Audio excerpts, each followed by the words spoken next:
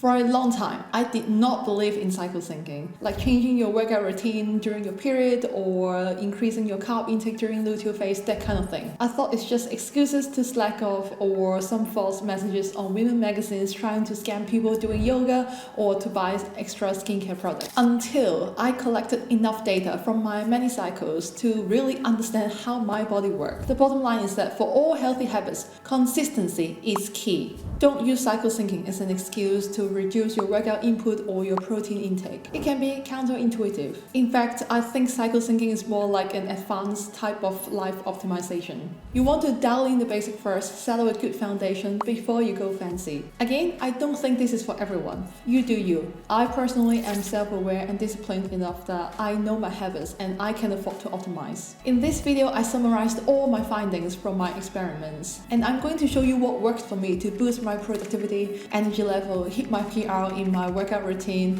and maintain my social life in different points in my cycle. Expect to learn how to stick to your workout goals when you don't feel like it, how to curb your cravings, and the difference between making excuses and really needing a rest. Let's get started. If you're new here, thank you for visiting my channel. My name is Venus and I'm a music therapist based in Sydney. On this channel, I share evidence-based tools and experiments I conduct on myself and on my clients that hopefully will inspire you to improve your well-being and life satisfaction. So, what is cycle syncing? According to Google, it's the practice of adapting your health and lifestyle habits to fit the 4 phases of your menstrual cycle. Do I believe that's the only way to success? No. But at the same time, there's no point making life more difficult as it is already and working against yourself. Think about it. During luteal phase, for example, you're feeling down, you lack the motivation and self-belief. And then you tell me you're trying to force yourself to focus on a task or hit PR in your workout? That sounds like suffering. Unnecessary suffering. You are bound to be disappointed. Similar to your environment, you can design your habits, your routines, and your lifestyle to make sure you show up and do whatever needs to be done efficiently. Listen, you do have control over this. And it all starts with self-awareness. Knowing how you behave, how you're like during different points in your cycle. I used to be very weak. I still remember a few close calls during my high school when I almost fainted on the street. Every first day of the cycle was a complete torture as I just couldn't bear the pain. To this day, I still take painkillers during the first day of my period, but it's a lot more manageable. And how do I get to this point? A lot of information and knowledge about how my body works, nutrition, diet, sleep, all that kind of things. I also start to develop better routines and better mindset, so that now at this point, I can fully leverage different points in my cycle to make sure I show up and do the work. And here are my top 3 tips when it comes to cycle syncing. Number 1 is to batch events and tasks based on your seasons. Actually, this is not my first time talking about period, and I always refer to the Bible when I talk about period. Period Power by Macy Hill. So this lifesaver, game changer. So you basically want to think about your cycle in different seasons. The first day when you start bleeding is called winter. So day 1 to day 7 is winter on a typical 28-day cycle. And then day 8 to day 14 would be springtime. Day 15 to day 21 would be summer. And then the last luteal phase would be your autumn. Why is it helpful to think about our cycle in seasons? It actually resembles how we feel during different points in our cycle. For example, during winter, we feel cold, we don't want to move much, and we just want to lie on the couch and have hot chocolate all day long. And then for summer and spring, it might be the social season. You might want to get out, do more stuff, be more productive. And during autumn, you might want to start to wind down and then reflect more. Just stay indoor, that kind of thing. So the first step is to start tracking your symptoms and your mood for like 2-3 months to get to know how you are typically like during different points. You will start spotting patterns, and this is important. This is the first step of self-awareness. You want to track how you're like, track your behaviors, because you might find things that you actually don't notice. I will give you a few of my examples. So if my period starts in the morning, I might adjust my workout routine in the afternoon, like using lighter weights, doing fewer reps. But I never stop moving because of consistency, as I just mentioned. I won't stop unless I feel really uncomfortable. There was one time when I knew that my period was about to start and I was doing a leg day. That was painful, so I immediately reduced the rep and just go easy. And I also found out from tracking that my mood always dips during day 19 to day 20. So I would reduce social gatherings and I would communicate clearly with people around me that don't trust whatever comes out from my mouth because they probably are not true, and I will be feeling a little bit of agitated, resentful or annoyed, so just don't trust whatever I'm saying. And if I have a resting bitch face, That's normal, just don't take it personally. I think communicating clearly is crucial because people around you can't see what's inside your head or your body until you communicate. And when you do that, that's how you strengthen the relationship because you don't argue that much, you don't need to take things seriously. And for me in general, autumn is like a good reflection season. I constantly ponder about the meaning of life or whether I should change my job during autumn. And summer usually means maximize productivity. I film a lot of videos, I write a lot to make sure that during autumn when I don't feel like doing anything, I still have some materials to edit and to publish. So this is basically how I manage my side projects, apart from the usual work obligation. Once you know what's going on in each season, you want to batch your tasks. Batching is key. So based on your symptoms or hormone fluctuation, you can start arranging and batching tasks to make sure you get things done efficiently. Spring can be for social events, summer can be for productivity, autumn can be for reflection or finishing off the project, and winter can be for rest and reset. This is why I swear by the weekly review for years. That's my non-negotiable routine.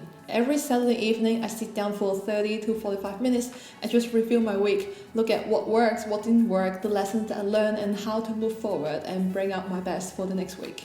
Apart from the usual work and social obligations during the weekly review, I plan my upcoming projects. Usually it's about YouTube videos and my newsletter. You can subscribe below, by the way. And then I review my workout and my diet plan. Every 6 to 8 weeks, I introduce a deload week in my workout so that my body doesn't get adapted to the increased weights and reps. I usually pair the deload week with winter so that I can really rest because hey, why not? And during autumn, I will slightly increase my complex carb intake. I'm still following slow carb diet by default. That means during autumn, when I do my meal prep, I will add more black beans or Brussels sprouts in my meal plan. That's why the weekly review is a good time for you to sit down and really plan ahead, batch different tasks together. That means writing a better grocery list, knowing exactly what I'm gonna get in the supermarket, and then knowing exactly what I'm gonna eat for the next week, so that I won't fall off track in my diet and my fitness plan. And as usual, proteins are non-negotiable.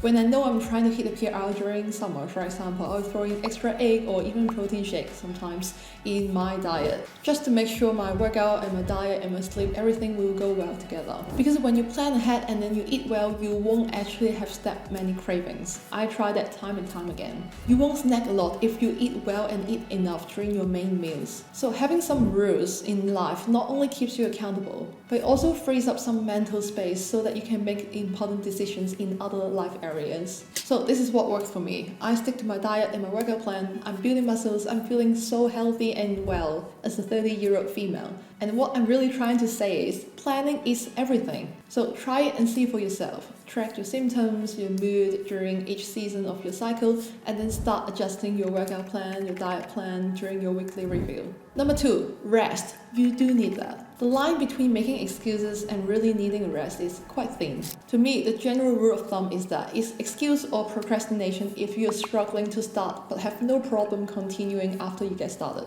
On the other hand, if you feel exhausted after 5 or 10 minutes after starting a task, maybe you really need a rest. Again, if you have been tracking your symptoms and your mood during different points of your cycle, you will know when you need more rest. You might even go to bed earlier without realizing that. I personally use Notion to keep track of my mood during my daily review, and I use Apple Health to track my symptoms and the overall overview of my cycle. Don't be like me. I always feel like I should do more. And I have this productivity debt, as Oliver Berkman mentioned. It's the idea that there's a debt that I have to pay every single day in order to earn the rest at the end of the day. Everyone has their own stress tolerance level. You have to find out what works for you. When you're being in tune with your mood and your hormonal fluctuation, you can better manage your workload, your lifestyle, and ultimately take control of your well-being, which impacts your quality of life. As I always say, prevention is better than cure. I don't want to feel resentful and annoyed every day 20. That's why I schedule events in advance. For example, booking another float therapy, cancelling all the social events on a Saturday morning so that I can get some rest, for example.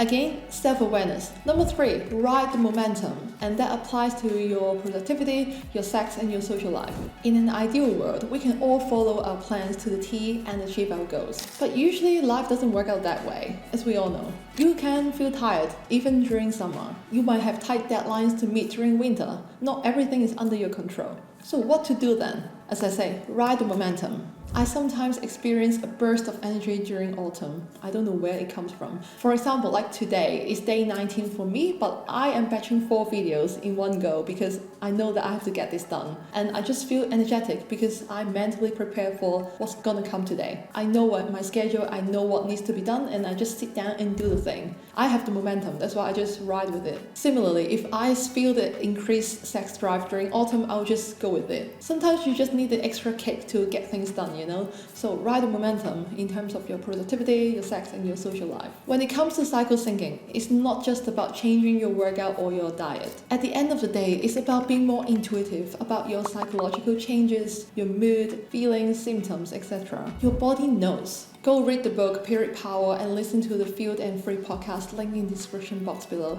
if you want more knowledge about harnessing your cycle. I hope these 3 tips that I have inspire you to take control of your cycle and improve your well-being. If you're interested in boosting your productivity, your energy level, and your attention span, take my new free quiz here to get a score on your T, time, energy, and attention, and some actionable immediate tips so that you can level up your well-being. It's completely free and you will get your score within 2 minutes, so don't forget to check that out. Thank you for watching, and I will see you in the next one.